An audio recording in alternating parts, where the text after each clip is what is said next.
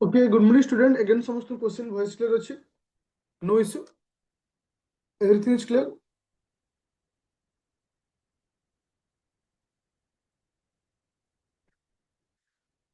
Thank you.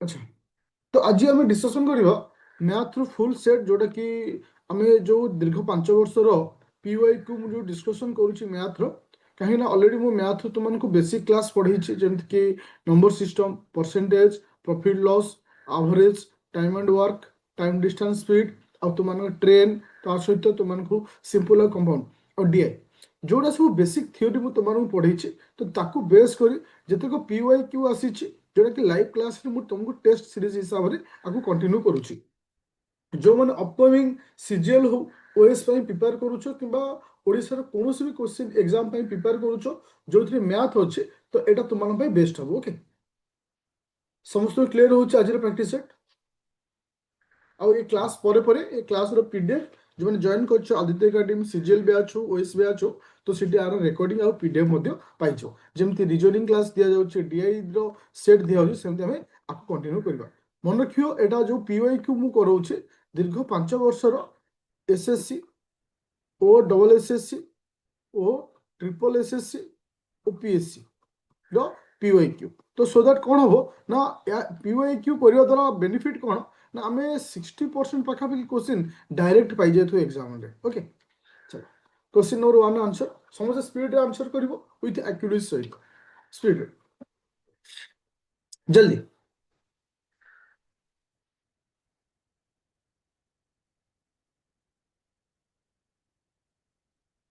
Kahar answer आगे उससे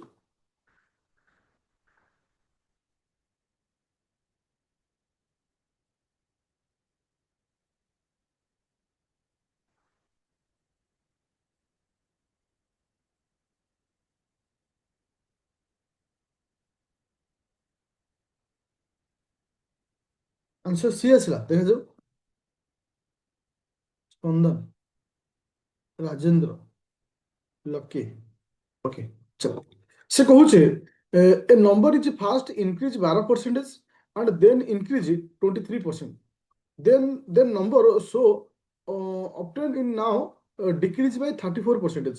प्रथमे 12% बढ़िला तापर 23% बढ़ला तापर डिक्रीज करछि केते ना 34% डिक्रीज करछि what is the net increase or decrease percentage in original number तो ओरिजिनल नंबर रो net percentage increase or decrease केते हिचे मु नेली लेट थिला 100 टका लेट नेला 100 टका प्रथमे 12% बढ़ला माने 112 बाय 100 तापर केते बढ़ला 23% माने 123 बाय 100 इंटू तापर डिक्रीज होइছে 34% 34% डिक्रीज होइছে माने तले हम कोन कहि परिबा तले इठी केते आसे वैल्यू 34% डिक्रीज होइছে माने केते हो 34% डिक्रीज होइছে माने केते हो 66% हो 66 बाय 100 ओके एबे हम सिंपलीफाई करिबा दुईटा शून्य टी कटिगला ओके तो आपको सिंपलीफाई कले केते आसे हमर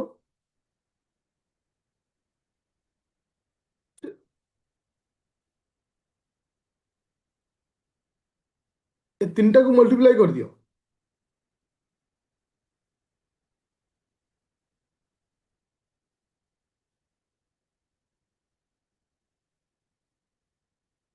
केते आसला आंसर अप्रोक्सीमेटली 9% ना कौन मैंने मो कहवा कथा ए तीनटा को फास्ट मल्टीप्लाई कर दियो तीनटा को मल्टीप्लाई करके तो आसुची प्रथम तीनटा को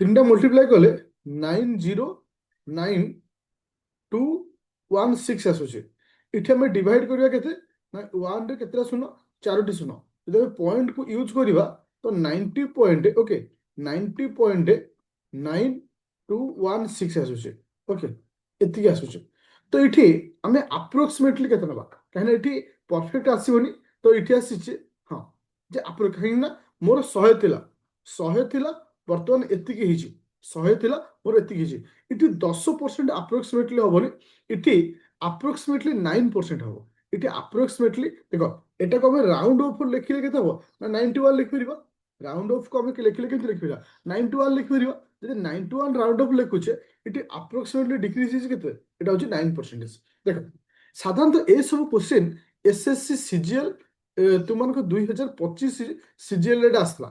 ତାର ତ କ୍ୱେଶ୍ଚିନ୍ଟା ତ ବହୁତ ଇଜି ଦେଲା, କିନ୍ତୁ କାଲକୁଲେସନ୍ ହାର୍ଡ ଦେଇଦେଲା।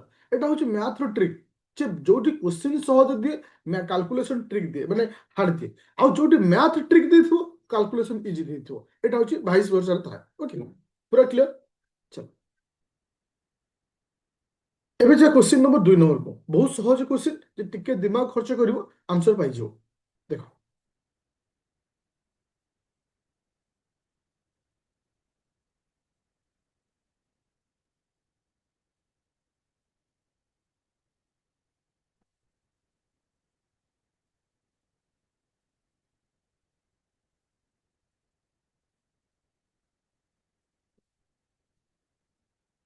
ଆଚ୍ଛା ଆନ୍ସର କ'ଣ ଆସିଲା? ସେ କହିଲା ଏଠି ଗୋଟେ ଭ୍ୟାଲୁ ଦେଇଛି, ଭ୍ୟାଲୁ ମଝିରେ ଗୋଟେ କେ ଲେଖା ହେଇଛି। କେ ର ମୂଲ୍ୟ ଆମେ କେତେ ଲେଖିବା ସୋ ଦ୍ୟାଟ୍ 11 ଦ୍ୱାରା ଡିଭାଇଡ୍ ହେଇପାରିବ। କେ ର ମୂଲ୍ୟ କେତେ ଲେଖିବା ସୋ ଦ୍ୟାଟ୍ 11 ଦ୍ୱାରା ଡିଭାଇଡ୍ ହେଇପାରିବ। ମନେ ରଖିଲେ, ଯେତେବେଳେ ମୁଁ ନମ୍ବର ସିଷ୍ଟମ ତୁମମାନଙ୍କୁ ପଢେଇଥିଲି, 11 ଦ୍ୱାରା ଡିଭିଜିବୁଲ ହବାର ଫର୍ମୁଲା କ'ଣ କହିଥିଲି? ଗୋଟିଏ ଛାଡ଼ି ଗୋଟିଏ ଲେଖିବା। ଦେଖ, ତ ଆକୁ ଆକୁ ଛାଡ଼ିକି ମିଶେଇବା। ଆଚ୍ଛା, ତ ଗୋଟିଏ ଛାଡ଼ି ଗୋଟିଏ ମିଶେଇଲେ କେତେ ହେଉଛି? ଆଗ ଏଇଟା ବୋଧେ ଏଇଟା ବାହାର କରିଦେବା। ଆଚ୍ଛା, ତ ଏଟା ହେଉଛି କେତେ? ପ୍ରଥମଟାକୁ ମିଶେଇଲେ କେତେ ହେଉଛି? ତୁମର 8 5 13 ଆସୁଛି। ମାନେ କ'ଣ? ହଁ, 13 8 କେତେ ଆସିଲା? 21 25 ଆସୁଛି। ତ ଟୋଟାଲ ଆମେ ମିଶେଇଲେ କେତେ ହେଉଛି? ପ୍ରଥମଟାକୁ 25 ଆସୁଛି। ଦ୍ୱିତୀୟଟାକୁ ମିଶେଇବା। 7 4 12, 12 ପ୍ଲସ୍ କେ ପ୍ଲସ୍ 16, 16 ପ୍ଲସ୍ କେ ଆସୁଛି। ଓକେ, ମୋର କହିବା କଥା, 11 ଦ୍ୱାରା କେତେବେଳେ ଡିଭାଇଡ୍ ହୁଏ? ଯେତେବେଳେ ଦୁଇ ଜଣଙ୍କର ମିଶାଣ ଫଳର ଗ୍ୟାପ୍ 0 ହବ, କିମ୍ବା ମିଶାଣ ଫଳର ଗ୍ୟାପ୍ ଯାହା ବାହାରିବ ସିଏ ଯଦି 11 ଦ୍ୱାରା ଡିଭାଇଡ୍ ହେଉଥିବ, ସିଏ ଯଦି 11 ଦ୍ୱାରା ଡିଭାଇଡ୍ ହେଉଥିବ। ମୁଁ ଅପସନ୍ ନେଲି 9। ଯଦି ମୁଁ 16ରେ 9 ମିଶାଉଛି, 16 9 କେତେ ଆସୁଛି? 25 ଆସୁଛି। ତାହେଲେ 25 ଆର ମିଶାଣ ଫଳ 25, ଗ୍ୟାପ୍ ହେଇଯାଉଛି କେତେ? 0 ହେଇଯାଉଛି। ଯେହେତୁ 0 ହେଉଛି, ତାହେଲେ এই ସଂଖ୍ୟାଟା କାହା ଦ୍ୱାରା କଟିବ? 11 ଦ୍ୱାରା କଟିବ। ତେଣୁ ସାର୍ ଆମେ 9 ନେଇକି ଯଦି 8 ନେବା, ଯଦି ମୁଁ 8କୁ ଆ ସହିତ ମିଶାଉଛି, 16 8 24 ହେଉଛି। ଏମାନଙ୍କର ଗ୍ୟାପ୍ ହେଉଛି 1। 1 କ'ଣ 11 ଦ୍ୱାରା କଟୁଛି କି? କଟୁନାହିଁ। ତ 0 ହେଲେ ହବ, କିମ୍ବା ଏମିତି ଗୋଟେ ସଂଖ୍ୟା ବାହାରିବା ଦରକାର ଯିଏକି 11 ଦ୍ୱାରା ଡିଭାଇଡ୍ ହେବା ଦରକାର, ଯିଏକି 11 ଦ୍ୱାରା ଡିଭାଇଡ୍ ହେବା ଦରକାର। ତ ସେଇ ପଏଣ୍ଟ ଅଫ୍ ଭ୍ୟୁରୁ ମୋ ଆନ୍ସର ହେଲା 9। ଏ ଫର୍ମାଟ ବାଲା କ୍ୱେଶ୍ଚିନ୍ ବୁଝିପାଇଲ? କାହିଁକି ନା ଏଟା କ୍ୱେଶ୍ଚିନ୍ ପଚାରୁଛି ପର୍ଟିକୁଲାର 11କୁ ନେଇକିରି, ପର୍ଟିକୁଲାର 11କୁ ନେଇକିରି ଏ ଫର୍ମାଟ ବାଲା କ୍ୱେଶ୍ଚିନ୍ ପଚାରୁଛି। ପୁରା କ୍ଲିୟର ହଲ? ନମ୍ବର ସିଷ୍ଟମ କ୍ଲାସରେ ମୁଁ ତୁମକୁ ପଢେଇଥିଲି କୋଉ ନମ୍ବର କାହା ଦ୍ୱାରା ଡିଭିଜିବୁଲର କନସେପ୍ଟ। ଆଉ ତୁମମାନେ ଯଦି ପୁରୁଣା ପାଠକୁ ନ ରିଭିଜନ କରୁଥିବ, ଯେତେ ନୂଆ ପଢିଲେ ବି କିଛି ହବନି। ସମୟ ବାହାର କରି ଆଟଲିଷ୍ଟ ଦିନକୁ ଅଧଘଣ୍ଟେ 30 ମିନିଟ୍ ପୁରୁଣା ପାଠକୁ ରିଭାଇଜ କର। ଚାଲ ଏବେ ଯିବା ନେକ୍ସଟ କ୍ୱେଶ୍ଚିନ୍। ଆଉ ଏକ୍ସାମ ହଲରେ ବଇଥିବ, ଜଷ୍ଟ ଫିଲ୍ ହେଉଥିବ ଯେ ଏଟାକୁ ମୁଁ ପଢିଛି, କିନ୍ତୁ ମନେ ପଡୁନଥିବ। ସେଇଠି ନିଜକୁ ଫିଲ୍ ହବ ଯେ ଜୀବନରେ ମୁଁ କେତେ କଷ୍ଟ, ମାନେ ଭୁଲ କ'ଣ କରିକି ଆସିଛି। ଆଉ ପ୍ରତ୍ୟେକ ଭୁଲର କେବେ ପଶ୍ଚାତାପ ନଥାଏ, କିଛି ନା କିଛି ତମକୁ ପନିଶମେଣ୍ଟ ବି ମିଳିବ। କ୍ୱେଶ୍ଚିନ୍ ନମ୍ବର 3 କାହାର ଆଗ ଆନ୍ସର ଅଛି? କାରଣ ମୁଁ ବାର ବାର କହୁଛି ସିମ୍ପଲିଫିକେସନ ସବୁଠାରୁ ଇମ୍ପୋର୍ଟାଣ୍ଟ ରହୁଛି। ଆଉ ପ୍ରତ୍ୟେକ ବର୍ଷ ଗୋଟେ ଏକ୍ସାମରେ ସିମ୍ପଲିଫିକେସନ ଆସୁଛି। କାହାର ଆନ୍ସର ଆଗ ଆସୁଛି? ମୁଁ ସେ ପିଲାଟାକୁ ଚିହ୍ନିବାକୁ ଚାହୁଁଛି। ସ୍ପିଡ୍, ଜଲ୍ଦି। ଏ କ୍ୱେଶ୍ଚିନ୍ ତ ଯାହା ଅଛି ମୁଁ ବିନା ପେନ୍ ପେପରରେ ବି ଆନ୍ସର ହେଇଯିବ।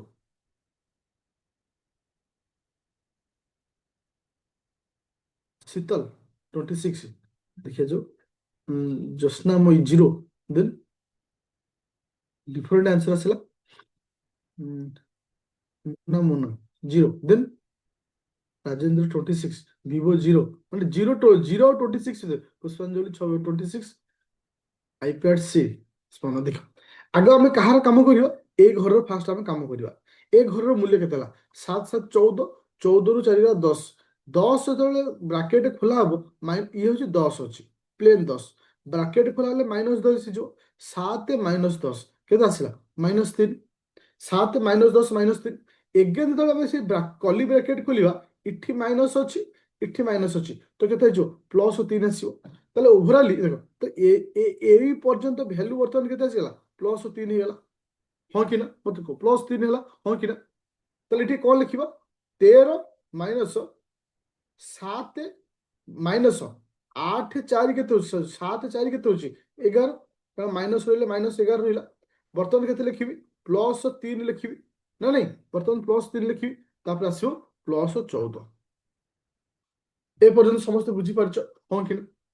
ଭିତରଟା ବର୍ତ୍ତମାନ କେମିତି ହେଲା ଦେଖ। ଏବେ ଭିତର କାଲକୁଲେସନ କରିବା। ଓକେ, 7 3 10, 10 ଇଏ ହଉଛି କେତେ, -11 ମାନେ -1, ଆକୁ କାଲକୁଲେସନ କଲେ ହଉଛି ଖାଲି ପ୍ଲେନ୍ 13 ହବ ହଁ କି ନା? +13 କୁ ଯେତେବେଳେ ମାନେ ବ୍ରାକେଟ ଖୋଲି ଦଉଛି, ଏଇଟା -13 ହେଇଯିବ। 13 - 13 ତ କେତେ ଆସିଲା? 0 ହେଲା ଆନ୍ସର। 0 ହେଲା ଆନ୍ସର। ଏଟା କୋଉଠି ଭୁଲ ହେଲା କାହାର?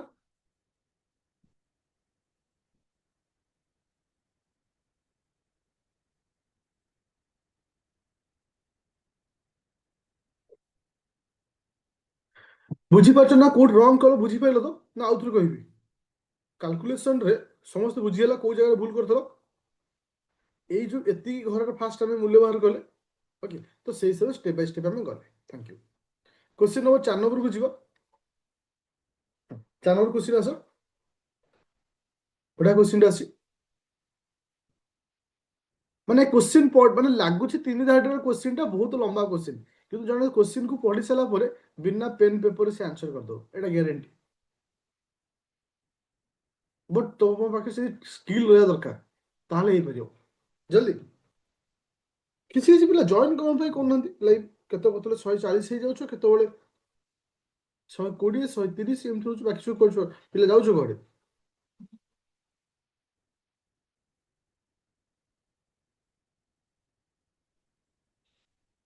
ନା ସକାଳ ଟାଇମ୍ ଟାଇମ୍ ହଉନି?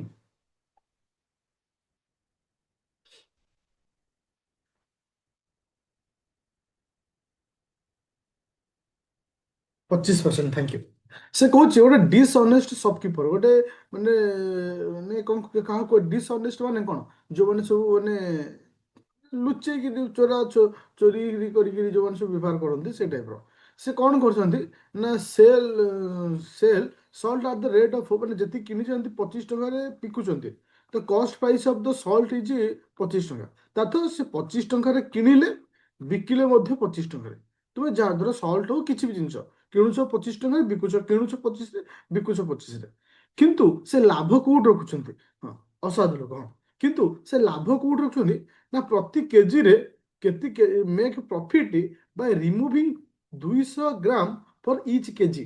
କିନ୍ତୁ ଗୋଟିଏ କେଜି ଯେତେବେଳେ ସେ ବିକୁଛନ୍ତି, ପ୍ରତ୍ୟେକ କେଜିରେ ସେ 200 ଟଙ୍କା ସେ କଣ କରୁଛନ୍ତି, ମାନେ ରିମୁଭ୍ କରିଦଉଛନ୍ତି। ତ ଏବେ କ୍ୱେଶ୍ଚିନ୍ ପଚାରିଲା what is the percent profit percentage. ଦେଖ, ଯେତିକି କିଣିଲି ସେତିକି ବିକିଲି, ଏଥିରେ ନୋ ପ୍ରଫିଟ୍ ନୋ ଲସ୍। କିନ୍ତୁ ପ୍ରଫିଟ୍ ଆକ୍ଚୁଆଲି ମୁଁ କରୁଛି କୋଉଥିରେ? ଯୋଉ କେଜିକର ଜିନିଷକୁ ମୁଁ 200 ମାଇନସ୍ କରିକି 800ରେ ବିକୁଛି। କେଜିକର ଜିନିଷକୁ 200 ମାଇନସ୍ କରି 800ରେ ବିକୁଛି। ତା ଅର୍ଥ ଏ 200 ଗ୍ରାମ ହିଁ ମୋର ଲାଭ। କାହା ଉପରେ? ବିକୁଥିବା ଜିନିଷ ଉପରେ। ସବୁବେଳେ ଲାଭଟା କାଲକୁଲେସନ କାହା ଉପରେ ହୁଏ? ବିକୁଥିବା ଜିନିଷ ଉପରେ। ଏଠି ତ ମୁଁ ଗୋଟେ କେଜି ବିକୁନି, ମୁଁ 800 ଗ୍ରାମ ବିକୁଛି, ତାହେଲେ ମୋ ଲାଭ ହଉଛି 200/800 × 100। ଦିଟା ଶୂନ ଦିଟା ଶୂନ କାଟିଲେ ଆଧରେ ହେଲା 4, 4କୁ ଆଧରେ କାଟିଲେ ହଉଛି 25 ଶତକଡ଼ା। ବୁଝିପାରିଲେ ସମସ୍ତେ? କ୍ୱେଶ୍ଚିନ୍ କିଛି ନାହିଁ, କିନ୍ତୁ ଏଇ କ୍ୱେଶ୍ଚିନ୍କୁ ମୁଁ ବହୁତ ଥର ଆଗରୁ କରେଇଛି। କିନ୍ତୁ ତୁମେ ଯାହାର ମନେ ଥିବ ସେ କରିବ। ମନେ ରଖିଲେ, ଯେତିକି ବି ମୁଁ ତମକୁ ମ୍ୟାଥ ଦଉଛି, ରିଭିଜନ କରଉଛି, ପ୍ରାକ୍ଟିସ କରଉଛି, ତୁମେ ଆଟଲିଷ୍ଟ ଗୋଟିଏ ଦିନ 30, ଗୋଟେ ରୁଲ କର, ମୁଁ ପ୍ରତ୍ୟେକ ଦିନ 30 ମିନିଟ୍ ପୁରୁଣା ପାଠ ରିଭାଇଜ କରିବି। ଦେଖିବା ଯେମିତି ତମର ମ୍ୟାଥ ହବନି। ପ୍ରତ୍ୟେକ ଦିନ ଗୋଟେ ନିୟମ କରିବ ଯେ ମୁଁ ପ୍ରତ୍ୟେକ ଦିନ 30 ମିନିଟ୍ ନୂଆ ପାଠ ରିଭାଇଜ କରିବି, ପୁରୁଣା ପାଠ ରିଭାଇଜ କରିବି। ଏଇ ରୁଲରେ ଚାଲ। ଯୋଉମାନଙ୍କର ମ୍ୟାଥ ହଉନି ସେ ଅଟୋମେଟିକ ହେଇଯିବ। ତୁମେ ଦେଖ, ମୁଁ ଯେତେ ବି ମ୍ୟାଥ ଦଉଛି ସବୁ ସେଇ ଟାଇପର ମ୍ୟାଥ ନା। ଚାଲ, क्वेश्चन नंबर 5 नंबर क्विक।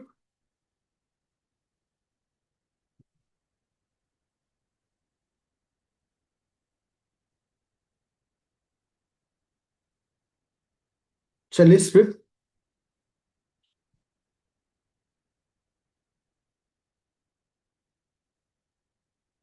पर आंसर असल क्विक जल्दी।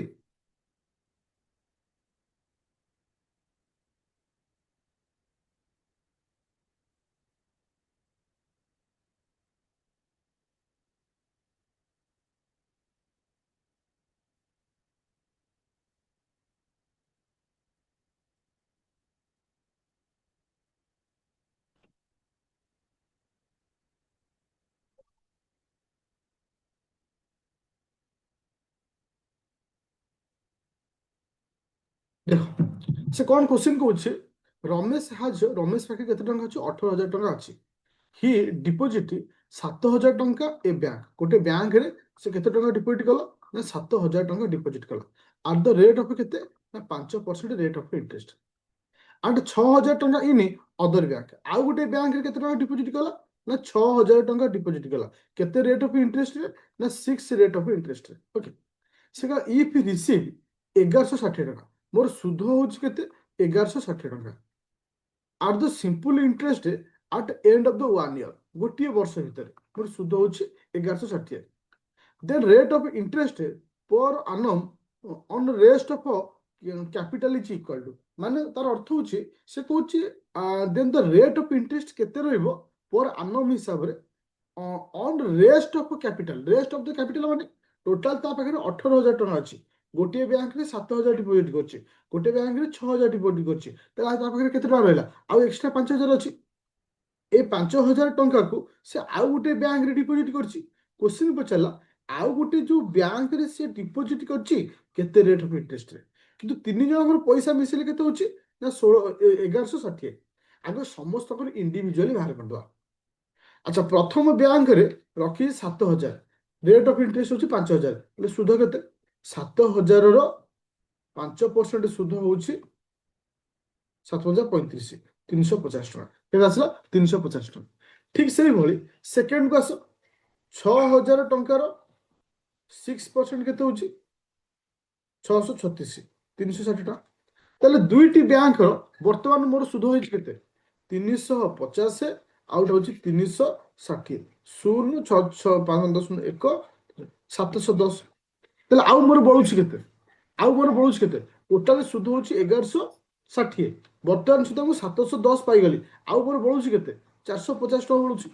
ଏ 450 ଟଙ୍କାଟା ମୁଁ ଏଇ ବ୍ୟାଙ୍କରୁ ହିଁ ପାଇଛି। ଏ ଯୋଉ 450 ଟଙ୍କାଟା ମୁଁ କୋଉ ବ୍ୟାଙ୍କରୁ ପାଇଛି? ତୃତୀୟ ବ୍ୟାଙ୍କରୁ ପାଇଛି। ତା ରେଟ୍ ଅଫ୍ ଇଣ୍ଟରେଷ୍ଟ କେତେ? 450 ଡିଭାଇଡେଡ୍ 5,000 ଇଣ୍ଟୁ 100। ଦୁଇଟା ଶୂନ ଦୁଇଟା ଶୂନ ଗୋଟେ ଶୂନ ଗୋଟେ ଶୂନ, 9 5 45। ତ ଏ ବ୍ୟାଙ୍କରୁ ମୁଁ କେତେ ରେଟ୍ ଅଫ୍ ଇଣ୍ଟରେଷ୍ଟ ପାଇଛି? 9 ରେଟ୍ ଅଫ୍ ଇଣ୍ଟରେଷ୍ଟ। କ୍ୱେଶ୍ଚିନ୍ କିଛି ନାହିଁ, କେବଳ ବୁଝିବାର ଅଛି।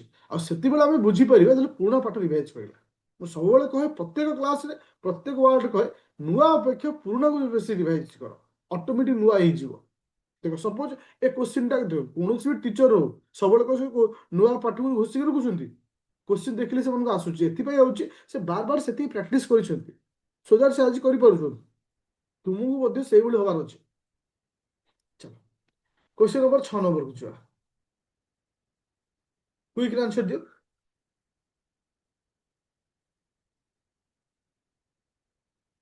ସମସ୍ତେ ଯେମିତି ଆନ୍ସର ଦବ, ସମସ୍ତଙ୍କ ଆନ୍ସର ମୁଁ ଚାହେଁ।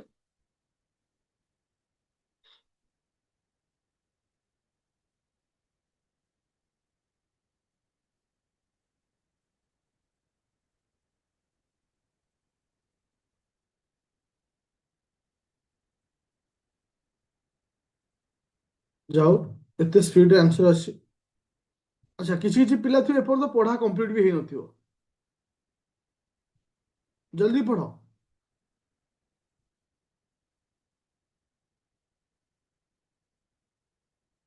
ସେ କହିଲା ଏ ପାଇପ୍ କ୍ୟାନ୍ ଫିଲ୍ ଦ ଯୋଉଟା ଟ୍ୟାଙ୍କ ଅଛି, ଗୋଟେ ଟ୍ୟାଙ୍କକୁ ଫିଲ୍ କରିବା ପାଇଁ ତାକୁ 12 ଘଣ୍ଟା ସମୟ ଲାଗୁଛି ଗୋଟେ ପାଇପକୁ।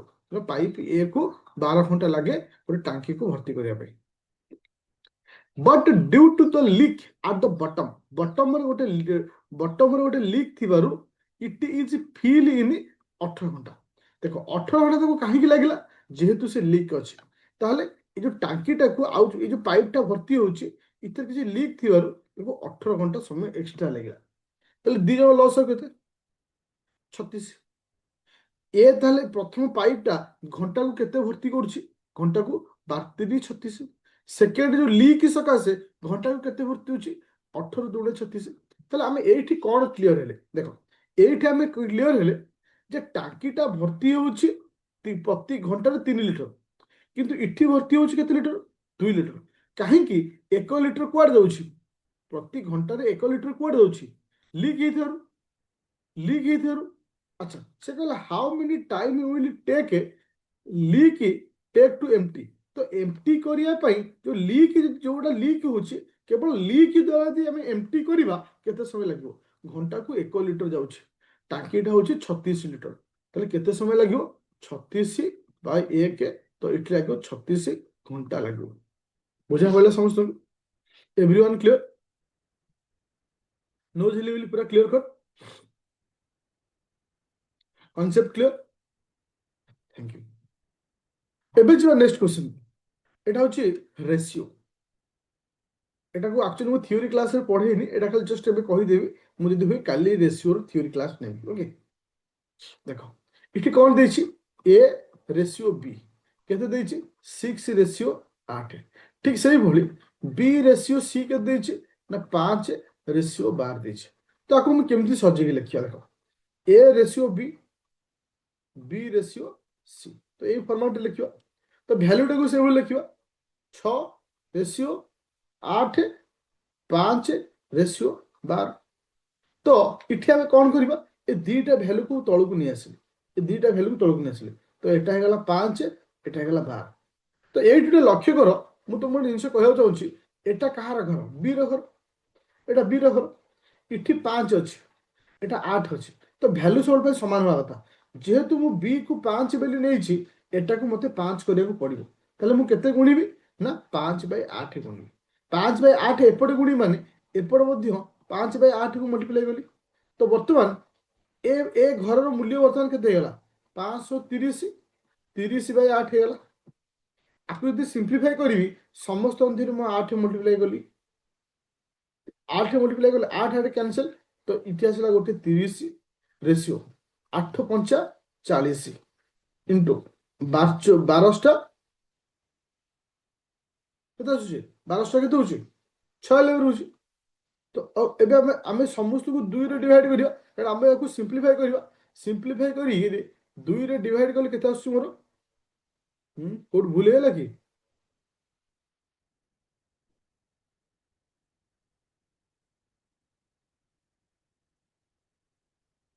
2 ରେ ହେଲେ ଏଟା ହଉଛି 15 ଆକୁ 2 ରେ ଖାଲି ଏଟା ହଉଛି 20 ଆକୁ 2 ରେ ଖାଲି କେତେ ହଉଛି ହଁ 15 20 48 ଏଠି ଆନ୍ସର କେତେ ଆସିଲା 4 ଆସିଲା ଆନ୍ସର ଠିକ ଅଛି ସିମ୍ପ୍ଲିଫାଏ ଦେଖ କିଛି କିଛି ପିଲାଙ୍କର ଡାଉଟ୍ ହେଇପାରେ କନଫ୍ୟୁଜନ ହେଇପାର ମୁଁ ଆସନ୍ତା କାଲି ତୁମମାନଙ୍କର ଗୋଟେ କ୍ଲାସ୍ ନେବି ରେସିଓ ଆଣ୍ଡ ପ୍ରପୋର୍ସନ ଯୋଉଥିରେ ବେସିକ ଲେବୁଲରୁ ହାଇ ଲେବୁଲ ପର୍ଯ୍ୟନ୍ତ ମୁଁ ଡିସ୍କସନ କରିବି ଓରିଡି ହୁଏନି ଫର୍ମାଟଟା ବତେଇଦେଲି ଏଟା କେମିତି ହଉଛି ଆଉ ଟିକେ ପ୍ରାକ୍ଟିସ କଲେ ହବ ଯୋଉଟାକି ଆସନ୍ତା କାଲି କ୍ଲାସରେ ବତେଇବି ଓକେ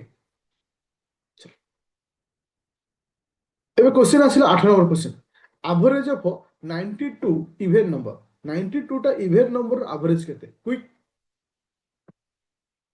ଆଚ୍ଛା ତ ଏଭଳି କ୍ୱେଶ୍ଚିନ୍କୁ ମୁଁ ବହୁତ ଥର ତୁମମାନଙ୍କୁ କରିଛି ଆଉ ତୁମକୁ ବାର ବାର କହିଛି ଏଭଳି କ୍ୱେଶ୍ଚିନ୍ ମଧ୍ୟ ଏକ୍ଜାମରେ ଆସୁଛି ଦେଖ ଇଭେନ୍ ନମ୍ବରର ପ୍ରଥମ ନମ୍ବରଟା ହେଉଛି କେତେ 2 ଲାଷ୍ଟ ନମ୍ବରଟା କେତେ ହବ 92ଟା ଇଭେନ୍ ନମ୍ବର 92 ଇଭେନ୍ ନମ୍ବର କ'ଣ 92 ଇଣ୍ଟୁ 2 କାରଣ ପ୍ରତି ଇଭେନ୍ ନମ୍ବର କହିଲେ କ'ଣ ପ୍ରଥମେ 2 4 6 ମାନେ ଇଣ୍ଟୁ 2 କରିବାକୁ ପଡ଼ିବ ତ 4 9 2 18 ତାହେଲେ ଶେଷ ନମ୍ବର କେତେ ଆସିଲା 184 ଆଭରେଜ ବାହାର କରିବା କନସେପ୍ଟ କ'ଣ କହିଥିଲି ପ୍ରଥମ ନମ୍ବର ପ୍ଲସ୍ ଶେଷ ନମ୍ବର ବାଇ 2 2 ପ୍ଲସ୍ 184/2 କେତେ ଆସିଲା 186/2 93 ତ ଏଠି ଆନ୍ସର କେତେ ଆସିଲା 93 ବୁଝା ପଇଲା आंसर हो कौन 93 पूरा क्लियर नो झिली मिली पूरा क्लियर कट अच्छा थैंक यू एबे जीवा नेक्स्ट क्वेश्चन चल क्वेश्चन नंबर 9 नंबर से कहूची a man sell a mobile 680 टंका सेल करूची एंड लॉस समथिंग किछि अमाउंट लॉस करूची if he had sold for 1070 ଯଦି ସେ 1070 ତାକୁ ବିକୁଛି he gain would have been double for the loss loss ଯେତିକି ଟଙ୍କା କରୁଥିଲା ତାର 2 ଗୁଣା ସେ ପ୍ରଫିଟ୍ କରିବ ହ୍ୱାଟ୍ ଇଜ ଦ କଷ୍ଟ ପ୍ରାଇସ୍ ଅଫ୍ ଦ ମୋବାଇଲ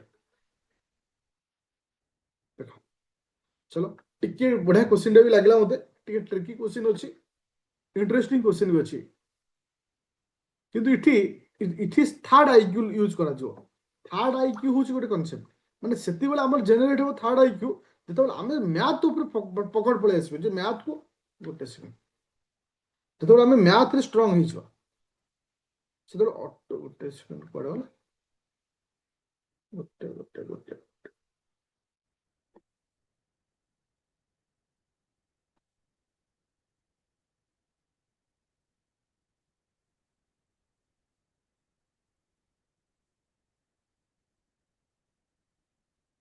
ହଁ ଆଚ୍ଛା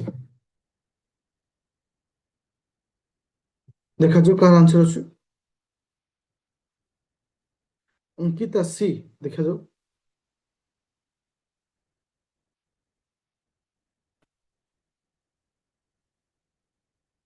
810 ସମୀକ୍ଷା ଭିଭୋ ଦେଖ ସେ କହୁଛି ମ୍ୟାନ୍ ସେଲ୍ ଏ ମୋବାଇଲ ଜଣେ ଲୋକ ମୋବାଇଲକୁ ବିକୁଛି କେତେ ନା 680ରେ ବିକୁଛି ଲସ୍ ହଉଛି ତା ଅର୍ଥ ଇଏ ନିର୍ଦ୍ଦିଷ୍ଟ ଗୋଟେ କିଣା ରେଟ୍ରେ କିଣିଛି ଯୋଉଟା କି ତାଠୁ ଇଏ କମରେ ବିକୁଛି ହଁ କି ନା ଡାଇଗ୍ରାମଟାକୁ ଲକ୍ଷ୍ୟ କର ଡାଇଗ୍ରାମ ସବୁବେଳେ ମୁଁ କହିଛି ଏମିତି କୋଉ କୋଶ୍ଚିନ୍ ନାହିଁ ଯୋଉଥିରେ ମୁଁ ଡାଇଗ୍ରାମ ନ ତିଆରି କରେ ତୁମେ ମଧ୍ୟ ସେଇ ହିସାବରେ ଫଲୋ କର ଯେ ତୁମେ ଯେତେବେଳେ କୋଶ୍ଚିନ୍କୁ ପଢୁଛ ନିଜେ ବି ଡାଇଗ୍ରାମ କର ଅଟୋମେଟିକ୍ ବୁଝିପାରିବ ଗୋଟେ ଜିନିଷର ଗୋଟେ କଷ୍ଟ ପ୍ରାଇସ୍ ଅଛି ମୋତେ ଜଣା ନାହିଁ କିନ୍ତୁ ସେ କଷ୍ଟ ପ୍ରାଇସ୍ ଠାରୁ କମରେ ବିକୁଛି ଯାହାଦ୍ୱାରା ମୋର କ'ଣ ହେଉଛି ନା ଲସ୍ ହେଉଛି ସେ କହିଲା ଯଦି ମୁଁ କେତେ ଟଙ୍କାରେ ବିକିବି ନା 1070 ଟଙ୍କାରେ ବିକିବି 1070 ଟଙ୍କା ବିକିବି ମୁଁ ଗେନ୍ କେତେ କରିବି ନା ଯେତିକି ଟଙ୍କା ମୋର ଲସ୍ ହଉଥିଲା ଲସ୍ର 2 ଗୁଣା ମୁଁ ଗେନ୍ କରିବି ଯଦି ମୁଁ ଏକ ଏଇଠି ଲସ୍ କରୁଥିବି ଏଠି କେତେ ବିକିବି 2ରେ ବିକିବି ଲସ୍ର 2 ଗୁଣାରେ ବିକିବି ତ ଏଇଠି ତମେ ଲକ୍ଷ୍ୟ କର ପିଲେ ଗୋଟେ ଜିନିଷ ଏ ଘରର ମୂଲ୍ୟ ଆଉ ଏଉଠୁ ପୁରା ଏ ପର୍ଯ୍ୟନ୍ତ ଭ୍ୟାଲ୍ୟୁ ହଉଛି 3 ଆଚ୍ଛା ଲଜିକାଲି ମୁଁ ନଉଛି ଭ୍ୟାଲ୍ୟୁ ହଉଛି 3 ଭ୍ୟାଲ୍ୟୁ ହଉଛି 3 ମାନେ କ'ଣ ଏଉଠୁ ଏତିକି ହଉଛି ଏକ୍ସ ଆକୁ ମୁଁ 2x ରଖିବି କାହିଁକି ନା 2 ଗୁଣା ବିକିବି ଆଚ୍ଛା ଏମାନଙ୍କ ଡିଫରେଣ୍ଟ କେତେ ଆସିଲା ଏମାନଙ୍କ ଡିଫରେଣ୍ଟ କେତେ ଆସିଲା ଭ୍ୟାଲ୍ୟୁ ଏ ପର୍ଯ୍ୟନ୍ତ ଡିଫରେଣ୍ଟ କେତେ ହେଲା 680 ଆଉ 1060 ଭିତରେ ଡିଫରେଣ୍ଟ କେତେ 390 ହଉଛି ଡିଫରେନ୍ସ 390 ହଉଛି ଡିଫରେଣ୍ଟ ଏଠି ଏକ୍ସ ର ଡିଫରେଣ୍ଟ କେତେ ହଉଛି 3x ହଉଛି ଏକ୍ସ ର ଡିଫରେଣ୍ଟ କେତେ 3x କାରଣ ଏଉଠୁ ଏତିକି ହଉଛି ଏକ୍ସ এটা হচ্ছে 2x ମୁଁ କହିପାରିବି 3x ଇଜ ଇକ୍ୱାଲ ଟୁ 390 ତାହେଲେ x ହେଲା କେତେ 390 ବାଇ 3 ତ 130 330 ଆସିଲା ତାହେଲେ ମୋତେ ପଚାରିଛି କଷ୍ଟ ପ୍ରାଇସ୍ ତାହେଲେ ମୁଁ କଷ୍ଟ ପ୍ରାଇସ୍ କେମିତି ବାହାର କରିବି ଯଦି ମୁଁ ଏଇ ସଂଖ୍ୟାରେ ବା 680ରେ 130 ମିଶଉଛି ମୁଁ କଷ୍ଟ ପ୍ରାଇସ୍ରେ ପହଞ୍ଚିବି ତ 680 ପ୍ଲସ୍ 130 0 8 3 11 1 6 7 8 କେତେ ଆସିଲା 810 ପୁରା କ୍ଲିୟର ଦେଖ କୌଣସି ଫର୍ମୁଲା ନାହିଁ ମାଇଣ୍ଡକୁ ଜେନେରେଟ୍ କର ମାଇଣ୍ଡକୁ ୟୁଜ୍ କର ମୁଁ ବାର ବାର ଗୋଟେ ଜିନିଷ କହେ ମ୍ୟାଥ ପାଇଁ ଗୋଟେ ସିମ୍ପଲ ରୁଲ୍ ଶପଥ ହବ ଦିନକୁ 30 ମିନିଟ୍ ଏଭ୍ରିଡେ ପୁରୁଣା ପାଠ ରିଭାଇଜ 2 ମାସ କର ତୃତୀୟ ମାସ ବେଳକୁ ମ୍ୟାଥ ଯେତେବେଳେ ଜ୍ୟାଣ୍ଟ ହେଇଯାଇଥିବ ମାନେ ତୁମେ ନିଜେ କହିବ ଯେ ମ୍ୟାଥର ମୁଁ ହଉଛି କିଙ୍ଗ ତ ଆମେ ସେଇ ଜିନିଷ କରୁନୁ ସବୁବେଳେ ନିଜ ଭାଗ୍ୟକୁ ନିଜ କର୍ମକୁ ସବୁବେଳେ ନିନ୍ଦିଥାଉ ଯେ ହଉନି ମ୍ୟାଥ ଆରେ ହବା ପାଇଁ କ'ଣ କରୁଛ କ୍ଲାସରେ ଖାଲି କରିଦଉଛ ବୁଝି ଦଉଛ ତାପରେ ବହି ବାଟରେ ବହି ଖାତା ବାଟରେ ଖାତା କଲମ ବାଟରେ କଲମ ସବୁବେଳେ ଯେତିକି ପଢା ହଉଛି ଗୋଟିଏ ରୁଲ ଦିନକୁ 30 ମିନିଟ୍ ଘଣ୍ଟାଏ କଲେ ବି ଆହୁରି ବଢିଆ ଖାଲି ପୁରୁଣା ପାଠ ରିଭାଇଜ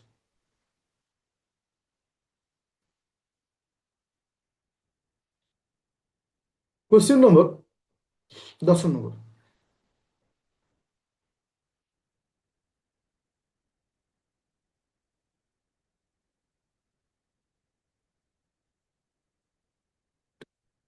ନା question number 10 number quick 10 number question टे पर interesting question simple interest question हेले भी टिके इंटरेस्टिंग डेट वाइज पचारछि से कहिछि फाइंड द सिंपल इंटरेस्ट मो क्षेत्र केते टंका अछि ना 2000 टंका अछि रेट ऑफ इंटरेस्ट केते ना 6.5% होछि मो रेट ऑफ इंटरेस्ट केबे टू केबे पर्यंत 13 फेब्रुआरी 2023 रु 23 फेब्रुआरी 2023 भितर माने 23 सॉरी 27 मार्च 27 एप्रिल 2023 भितर ମୁଁ ପ୍ରଥମେ କାଲକୁଲେସନ କରିବି କେତେ ଦିନ ହଉଛି ଦେଖ ଫେବୃଆରୀ ମାସ ଫେବୃଆରୀ 13 ଠାରୁ ମତେ ଜଣକୁ ମୁଁ ଦେଇଛି 13 ଦେଇଛି ମାନେ 13 କେବେ କାଲକୁଲେଟ ହୁଏନି ସବୁବେଳେ ମନେ ରଖିବ ଯେତେବେଳେ ଡେଟ୍ ଦେଇଥାଏ ଯଦି କହିବ ଏଇ ଡେଟ୍ ରୁ ଏଇ ଡେଟ୍ ଭିତରେ ପ୍ରଥମ ଡେଟ୍ କେବେ କାଲକୁଲେସନ ହୁଏନି ତାହେଲେ ଫେବୃଆରୀ ମାସ ହେଲେ କେତେ ହେଲା 28 ମାଇନସ 13 ତାହେଲେ ଫେବୃଆରୀ ଆଉ କେତେ ଦିନ ରହିଲା 15 ଦିନ କେମିତି 15 ଦିନ ହେଲା ବୁଝିପାରିଲ ତ 13 ତାରିଖ ଦିନ ମୁଁ ପଇସା ଦେଲି ତାହେଲେ ଆଉ କେତେ ଦିନ ରହିଲା ଫେବୃଆରୀ ମାସ ସରିବା ପାଇଁ? 13 କେବେ କାଉଣ୍ଟ ହବନି। 28 - 13 ହେଲା 15 ଦିନ। ଫେବୃଆରୀ ପରେ ଆସିଲା ମାର୍ଚ୍ଚ। ତ ମାର୍ଚ୍ଚ ମାସ କେତେ ଦିନିଆ? 31 ଦିନିଆ। ମାର୍ଚ୍ଚ ପରେ କେତେ ଆସିଲା? ନା ଏପ୍ରିଲ। ଏପ୍ରିଲ 27 ତାରିଖ ପର୍ଯ୍ୟନ୍ତ, ମାନେ 27ଟା ଏଠି କାଉଣ୍ଟ ହବ। ଏଠି କେତେ ଆସିଲା? 27। ଟୋଟାଲ ମିଶିଲେ କେତେ ଦିନ ହଉଛି? 5 1 6 6 12 13 3 1 3 3 6 7 73 ଡେ। 73 ଡେ। ମୁଁ ସବୁବେଳେ ସିମ୍ପଲ ଇଣ୍ଟରେଷ୍ଟ ତମକୁ କଣ କହିଛି? ଆଗ ବର୍ଷକର ପଇସା ବାହାର କରିବା। 2000 ଟଙ୍କାର ବର୍ଷକର ପଇସା କେତେ? 6.5/100। ତ ଏ ପଏଣ୍ଟ କଟିଲା ଆଉ ଗୋଟେ ଶୂନ ଲାଗିବ। ତିନିଟା ଶୂନ କଟିଲା। ଆକୁ ଆମେ ମଲ୍ଟିପ୍ଲାଏ କଲେ 5 5 10 ଶୂନ ରଖିଲେ 1 6 12 13। ତ ମୋର ଏଠି ସେ କହିଲା କଣ? ତାହେଲେ ବର୍ଷକୁ ହଉଛି ବର୍ଷକୁ ହଉଛି 130 ଟଙ୍କା। ତାହେଲେ 73 ଦିନକୁ କେତେ ହବ? ତାହେଲେ 130 ଡିଭାଇଡେଡ୍ ବାଇ 365 ଇଣ୍ଟୁ 73। ବୁଝିପାରିଲ କାହିଁକି? କାହିଁକିନା ମୁଁ ବର୍ଷକର ପଇସା ବାହାର କଲି, ଏକ ଦିନର ବାହାର କରିବା ପାଇଁ ଏଠି ହରିଲି 73। 5ରେ କାଲି କେତେ ହଉଛି? 5 ଦୁଗୁଣେ 10, 10 ହେଲେ କେତେ ହଉଛି? 3 3 3 ହେଲେ କେତେ? 6 26 ରହୁଛି। ଆକୁ ଯଦି ମୁଁ 5ରେ କାଟୁଛି, 7 5 35, 35 ହେଲେ 3 ଆସୁଛି। 73 73 କ୍ୟାନସେଲ, ଆନ୍ସର ଆସୁଛି 26। ତାହେଲେ ଏଠି ମୋର କେତେ ଭ୍ୟାଲୁ ଆସିଲା? 26। ବୁଝିପାରିଲ ସମସ୍ତେ? ନୋ ଝିଲିମିଲି, ପୁରା କ୍ଲିୟର କଟ୍, ପୁରା କ୍ଲିୟର। ଓକେ, ଦେଖ ଏ ସମସ୍ତ କୋଶ୍ଚିନ୍ ପୂର୍ବ ବର୍ଷ କୋଶ୍ଚିନ୍। ମୋର ଅନୁରୋଧ ରହିବ ତମମାନଙ୍କୁ, ଯୋଉମାନଙ୍କ ମ୍ୟାଥ ୱିକ୍ ହଉଛି, ଆଟଲିଷ୍ଟ ଥରେ ଦୁଇଥର ରିଭିଜନ କର। ରିଭିଜନ ଉପରେ ଟିକେ ବେଶୀ କନସେନ୍ଟ୍ରେସନ କର। ଆଚ୍ଛା, କୋଶ୍ଚିନ୍ ନମ୍ବର 11 ନମ୍ବର। 11 ନମ୍ବର କେତେ ଆସିଲା? ସେ କହିଲା ଗୋଟେ ଏକ୍ସାମରେ 48% candidate pass in science, 56 fail in mathematics, 32% fail in both. Okay, what is the percentage of pass both subject? ତ ଏଠି ମୁଁ ତମକୁ ଗୋଟେ କନସେପ୍ଟ କହିଥିଲି, ଆଇଦର ପାସ୍ ପାସ୍ ପାସ୍, ନଚେତ ଫେଲ୍ ଫେଲ୍ ଫେଲ୍। ଆଚ୍ଛା, ତ ଏଠି କହିଲା ଯେ ସାଇନ୍ସରେ ପାସ୍ କରିଛନ୍ତି କେତେ? ନା 48%। ତାପରେ ଆସିଲା କଣ? ନା ମ୍ୟାଥରେ ଫେଲ୍ ହେଇଛନ୍ତି କେତେ? ନା 56%। ତାପରେ ଆସିଲା ବୋଥ୍, ବୋଥରେ ଫେଲ୍ ହେଇଛନ୍ତି କେତେ? ବୋଥରେ ଫେଲ୍ ହେଇଛନ୍ତି କେତେ? ନା 32%। ଓକେ, ତ ମନେ ରଖିଲେ ମୁଁ ସବୁବେଳେ ତମକୁ କହିଛି ଆଇଦର ପାସ୍ ପାସ୍ କରିବ, ନଚେତ ଫେଲ୍ ଫେଲ୍ ଫେଲ୍ କରିବ। ଆଚ୍ଛା, ତ ମନେ ରଖ ଏଠି ଆମେ କ'ଣ କରିବା? ନା ସମସ୍ତଙ୍କୁ ଫେଲ୍ ଫେଲ୍ ନେବା। ତ ଏଇଟା ପାସ୍ରେ ଅଛି, ଆକୁ ଫେଲ୍ରେ ଲେଖିଲେ କେତେ ହେବ? ଫେଲ୍ ଲେଖିଲେ ଏଠି କେତେ ହେବ? 52 ହେବ ନା ନାଇଁ?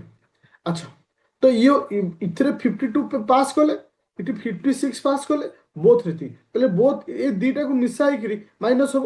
ଏ ଦୁଇଟାକୁ ମିଶାଇଲେ କେତେ ହେବ? ନା 108 ହେବ। 108ରୁ 32 ଗଲା କେତେ? ଫେଡ଼ିଆ କେତେ ଆସିଲା? 108ରୁ 32 ଗଲା କେତେ? 108 ମାଇନସ୍ 32 କେତେ ଆସିଲା? 76। ତାହେଲେ 76% କ'ଣ ହେଇଛନ୍ତି? ଫେଲ୍ ହେଇଛନ୍ତି। 76% କ'ଣ ହେଇଛନ୍ତି? ଫେଲ୍ ହେଇଛନ୍ତି। ତାହେଲେ ପାସ୍ କରିଛନ୍ତି କେତେ? ପାସ୍ କରିଛନ୍ତି 24%। ବୁଝିପାରିଲ ସମସ୍ତେ କନସେପ୍ଟ? ଯୋଉଟାକି ମୁଁ ତମକୁ କହିଥିଲି ଆଇଦର ଫେଲ୍ ଫେଲ୍ କରିବ କିମ୍ବା ପାସ୍ ପାସ୍ କରିବ। ଏ କନସେପ୍ଟ ମୁଁ ବାର ବାର କହିଛି। ତମକୁ ଲାଗୁଥିବ, ଦେଖ ଏଥିରେ ବହୁତ ପିଲା ଥିବ, ତମ ମାଇଣ୍ଡକୁ ଲାଗୁଥିବ ହଁ ତ ସାର୍ କହିଥିଲେ, କିନ୍ତୁ ମନେ ପଡୁନଥିବ। আর କାରଣ ନୋ ପ୍ରାକ୍ଟିସ୍। ନୋ ପ୍ରାକ୍ଟିସ୍ ମାନେ ଫେଲୁଅର, ଲାଇଫ୍ ସାରା ଫେଲୁଅର। ସେଇ ହିସାବରେ ଯୋଉମାନଙ୍କ ମାଇଣ୍ଡ ଆସୁଥିବ ହଁ ଏଇଟା କହିଥିଲେ ଆମକୁ, ମନେ ପଡୁଛି ପାସ୍ ପାସ୍ ପାସ୍, ନହେଲେ ଫେଲ୍ ଫେଲ୍ ଫେଲ୍। ଯୋଉ ମ୍ୟାକ୍ସିମମ୍ ପିଲାଙ୍କର ମନେ ପଡୁଥିବ ଯେଟା ମୁଁ କହିଛି ବୋଲି, କିନ୍ତୁ ଆନ୍ସର କରିପାରୁନଥିବେ। ଏଥିପାଇଁ ଯେ ନିଜକୁ ସବୁବେଳେ ସେମାନେ ଗିଲ୍ଟି, ମାନେ କ'ଣ କରନ୍ତି, ମାନେ ଭାବନ୍ତି ଯେ ମୁଁ ହେଇଯିବ, କିନ୍ତୁ ସେମାନେ ପାରନ୍ତିନି। ଆଉ ସେମାନେ କେତେବେଳେ ବୁଝିପାରନ୍ତି? ଠିକ୍ ଏକ୍ସାମ ହଲରୁ ବାହାରିଲା ବେଳେ, ଯେ ଆମେ ଏଇଟା କରିପାରିଥାନ୍ତୁ, ଆଜିଠାରୁ ପଢିବୁ, କିନ୍ତୁ ସମୟ ଆସିବ ଫେର ଯୋଉ ଚାଉରକୁ ସେଇ ଚାଉର ହେଇଯିବେ। ଚାଲ, କ୍ୱେଶ୍ଚିନ୍ ନମ୍ବର 12 ନମ୍ବର। এটা ଆନ୍ସର କିଏ ଦଉଛ? ମୁଁ ୱେଟ୍ କରିଛି ଆନ୍ସର କାହାର ଆସୁଛି। ଏଟାକୁ ମୁଁ ବହୁତ ଥର ପଢିଛି ଏ କ୍ୱେଶ୍ଚିନ୍, ଆଉ ବାର ବାର କହିଛି ଏ ଟାଇପ୍ର କ୍ୱେଶ୍ଚିନ୍ 100% ଏକ୍ସାମରେ ଆସିବ।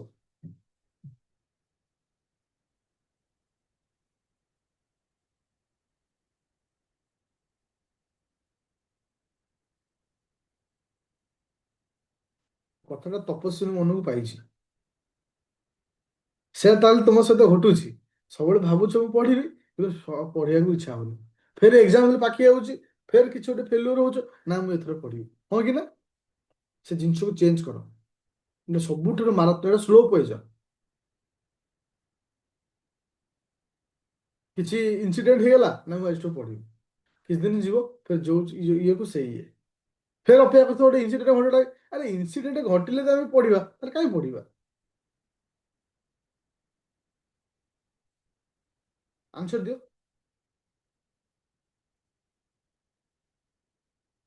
ଏ ହେଲା ଆନ୍ସର ଉତ୍ତମ। ଆଉ କାହାର ଆନ୍ସର ଅଛି?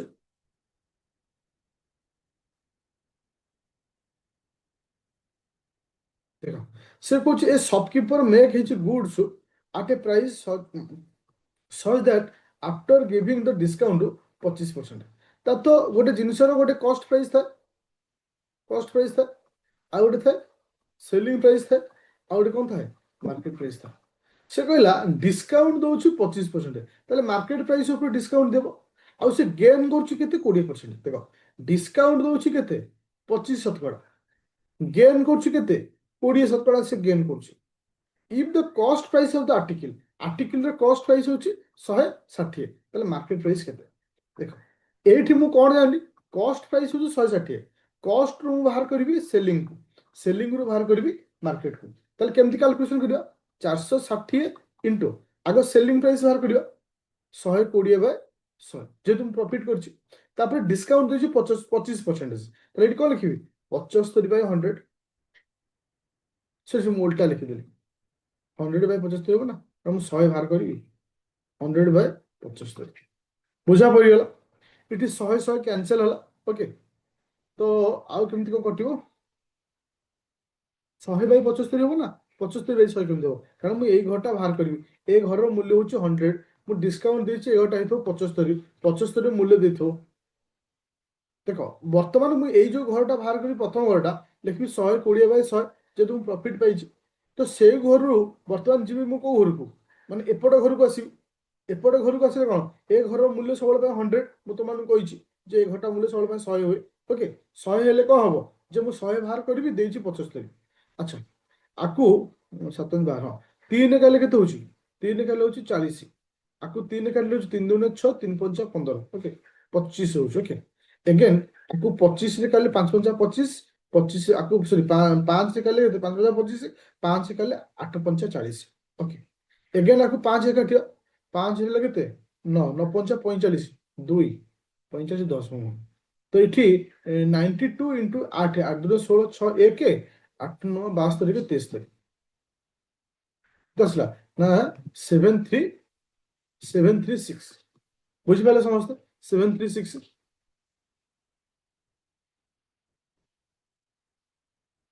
ଫର୍ମୁଲା କେବେ ୟୁଜ୍ କରେନି ମୋ ଲାଇଫରେ। ପୁଟ୍ ଦ ଫର୍ମୁଲା କିଛି ଜାଣିନି ମୁଁ।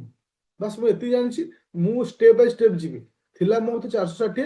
ପ୍ରଥମ ଷ୍ଟେପ୍ ହଉଛି କେତେ? 120/100। ଦ୍ୱିତୀୟ ଷ୍ଟେପ୍ ହଉଛି 100/75। ଓକେ, ବୁଝିପାରିଲେ ସମସ୍ତେ? No issue, no doubt. ଆଚ୍ଛା, ଏବେ ଆସ କ୍ୱେଶ୍ଚିନ୍ ନମ୍ବର 13 ନମ୍ବର କ୍ୱେଶ୍ଚିନ୍ କୁ। ସକ୍ସେସିଭଲି 3ଟା ଡିସକାଉଣ୍ଟ ଦେଇଛି, ସିଙ୍ଗଲ ଡିସକାଉଣ୍ଟ କେତେ? ଜଲ୍ଦି ଆନ୍ସର ଦିଅ। এটা তুমি ଆନ୍ସର ବାହାର କରିପାରିବ। ସକ୍ସେସିଭ ଡିସକାଉଣ୍ଟ 3ଟା ଦେଇଛି, 20%, 10%, 15%। ତାହେଲେ ସିଙ୍ଗଲ ଡିସକାଉଣ୍ଟ କେତେ? ତାହେଲେ ମୁଁ କ'ଣ ନେବି? 100 ନେବି। 100 ନେଲେ ପ୍ରଥମ ହଉଛି 20% ଡିସକାଉଣ୍ଟ, ତା ମାନେ କ'ଣ? 80/100। ତାପରେ 10% 90/100। ତାପରେ 15% ମାନେ 85/100। ଦୁଇଟା ଶୂନ, ଦୁଇଟା ଶୂନ, ଗୋଟେ ଶୂନ, ଗୋଟେ ଶୂନ, ଗୋଟେ ଶୂନ, ଗୋଟେ ଶୂନ। ଓକେ, ତାପରେ ଏଗେନ୍ ଆକୁ 5 କାଲେ ଏଇଟା ହଉଛି 17 ହବ। ଆଉ 5 କାଲେ ଏଇଟା ହବ 20। ଓକେ, ଆକୁ 2ରେ କାଲେ ଏଇଟା ହବ 4 ହବ। 2ରେ କାଲେ ଏଇଟା ହବ 10 ହବ। ଓକେ, 17 ଇଣ୍ଟୁ 4 କେତେ ହଉଛି? 728। 8×2 = 6। ଏତିକି ତ? ଆଉ ଗୋଟେ 9 ଅଛି, ସରି, 4 ଇଣ୍ଟୁ 9 ଇଣ୍ଟୁ 17 ÷ 10। ଯାହା ହବ ଆକୁ ଆକୁ ମଲ୍ଟିପ୍ଲାଏ କଲେ କେତେ ହଉଛି? ଆକୁ ମଲ୍ଟିପ୍ଲାଏ କରିକି କଲା ବେଳକୁ ଆନ୍ସର କେତେ ଆସୁଛି?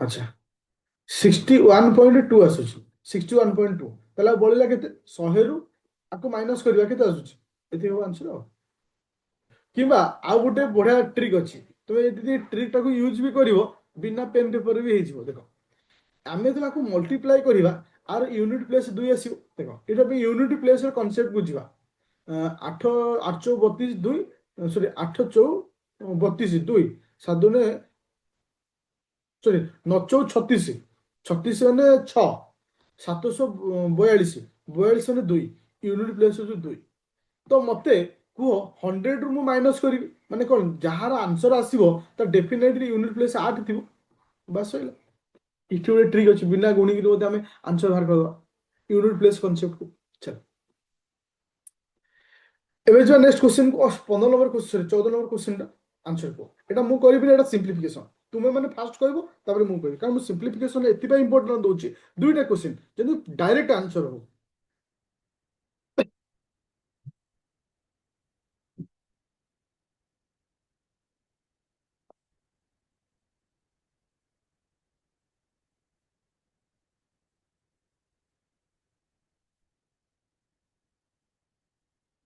ଆଚ୍ଛା ମତେ କୁହ ଏଇ ଯୋଉ ସଂଖ୍ୟାଟା ଦେଇଛି ଆଙ୍କ ଭିତରେ ଆଗ କାହାର କାମ ହବ ଆଗ କାହାର କାମ ହବ ଆଗ ଅଫ୍ ର କାମ ହବ ହଁ କି ନା ମତେ କୁହ ଆଗ ଅଫ୍ ହବ ଅଫ୍ ହବ ମାନେ 7 7 କଟିଗଲା 7 7 କଟିଗଲା ଫାଷ୍ଟ ଷ୍ଟେପ୍ ଦେଖ 7 7 କଟିଗଲା 7 7 କଟିଗଲା ମାନେ ଏଇ ଘରଟାକୁ ମୁଁ କୋଉ ହିସାବରେ ଲେଖିବି ଦେଖ 5 ଚଉ 20 20 ପ୍ଲସ୍ 4 24 24/5 ଏଠି ଲେଖିବି ଇଣ୍ଟୁ ହରଣ ଅଛି ନା ଇଣ୍ଟୁ ଲେଖିବି ଇଣ୍ଟୁ କଲେ ଏଇଟା ଓଲଟିଯିବ 1/3 ହେଇଯିବ କାରଣ ଏଇଟା 7 7 ଆଗ କଟି ଯାଇଛି ନା ଖାଲି ଏଠି 3 ଅଛି 3 ଯଦି ଗୁଣନ କରି ଓଲଟିଯିବ ତାପରେ ଆସ ପ୍ଲସ୍ ତ ଏଠି ଆମେ ଦେଖିଲେ କ'ଣ ହଉଛି ଏଠି 2ରେ କାଟିଲେ ଏଇଟା ହଉଛି 2 ହଉଛି 2ରେ କାଟିଲେ ଏଇଟା 5 ହଉଛି 3 ଜଣ 6 6/25 ମାଇନସ୍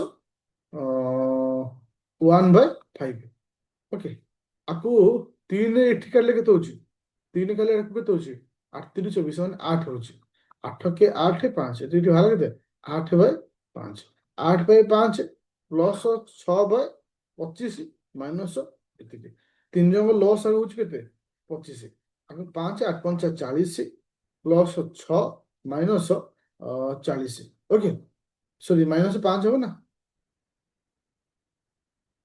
ମାଇନସ୍ ହବ 5 ତାହେଲେ ଏଠି କେତେ ଆସିଲା 41/25 ବାହାରିଲା ଆନ୍ସର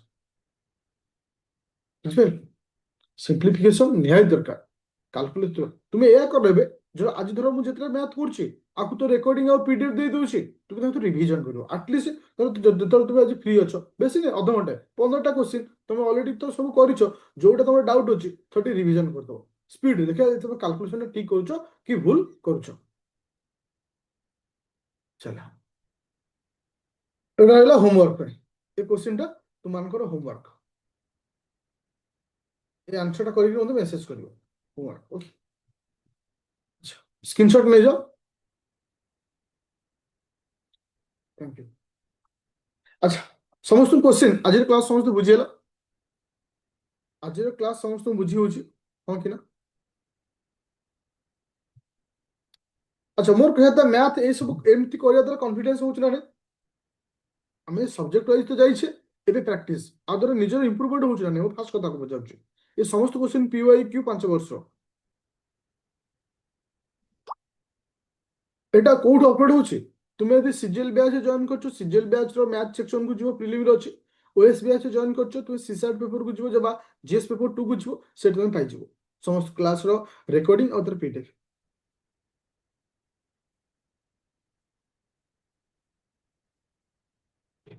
ଥ୍ୟାଙ୍କ ୟୁ